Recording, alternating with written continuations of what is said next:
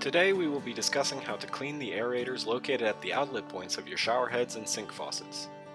This video is specific to Pfister faucets and shower heads installed in our Louisiana and Mississippi markets.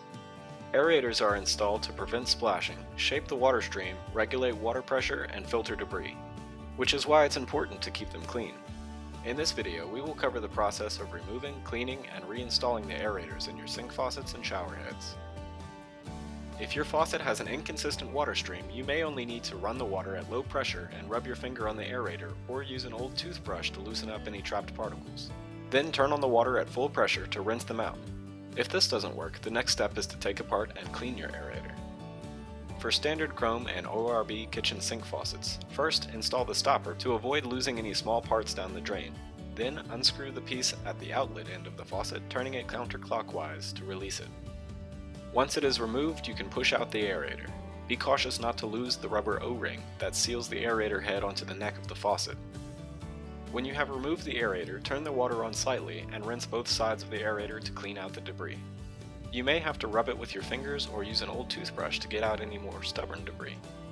Once that's done, turn the water off, reinsert the aerator and O-ring, and screw the aerator head back on. Once the assembly feels snug, turn the water on to make sure you have a good even flow and that no leaks are present. On the upgraded kitchen sink faucets with the pull-down neck, the first step is to install the drain stopper so you don't lose any parts.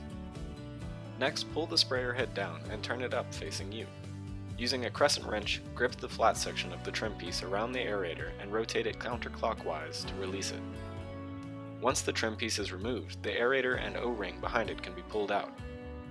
Set the trim piece and O-ring aside and turn the water on slightly, rinsing the aerator on both sides to clean it. Again, some light scrubbing with your fingers or an old toothbrush may be necessary to remove any stubborn debris. Once clean, reinsert the aerator, O-ring, and trim ring into the sprayer head and secure the assembly by rotating the trim ring clockwise. Bathroom vanity fixtures are very simple as well. First, close the stopper so no small parts can fall down the drain. Then firmly grip the aerator head and turn it counterclockwise. After a few turns, the aerator assembly will come loose, allowing you to turn the water on slightly and rinse it clean. Once clean, turn the water off and reinstall the aerator by turning it clockwise. To remove the aerator from our newer gooseneck faucets, you will need the aerator removal tool that can be found in the drawer next to your stove, along with your appliance user guides and disposal hex key. If you don't have the tool, you can use a flathead screwdriver. First, close the stopper to prevent any parts from falling down the drain. If you're using the aerator tool, simply insert it so the teeth on the tool are lined up with the teeth on the aerator, then rotate the tool counterclockwise to unscrew the aerator. If you're using a flathead screwdriver, put the head of the screwdriver sideways so the flat side can catch the teeth on the aerator. Push the screwdriver counterclockwise to break the seal on the aerator, then use your fingertips to finish loosening the aerator. Once the aerator is loose, grab it and pop it out of the spout. It will have a blue O-ring on it that is keeping it in place. To clean the aerator, turn the water on slightly and rinse off any debris. When the aerator is clean, reinstall it by turning it clockwise with your fingertips. The O-ring may get pinched when tightening the aerator head, so watch it to make sure it goes in smooth and is not sticking out.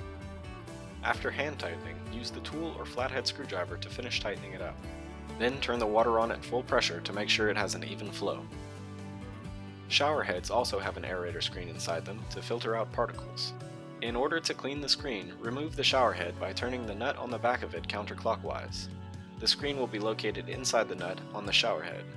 Take the shower head to the sink and turn the water on slightly to rinse off any debris, scrubbing with your fingers or an old toothbrush as necessary. Once you have cleaned the screen, tighten the shower head back on by turning it clockwise. When tightening, be careful not to cross-thread the shower head onto the pipe.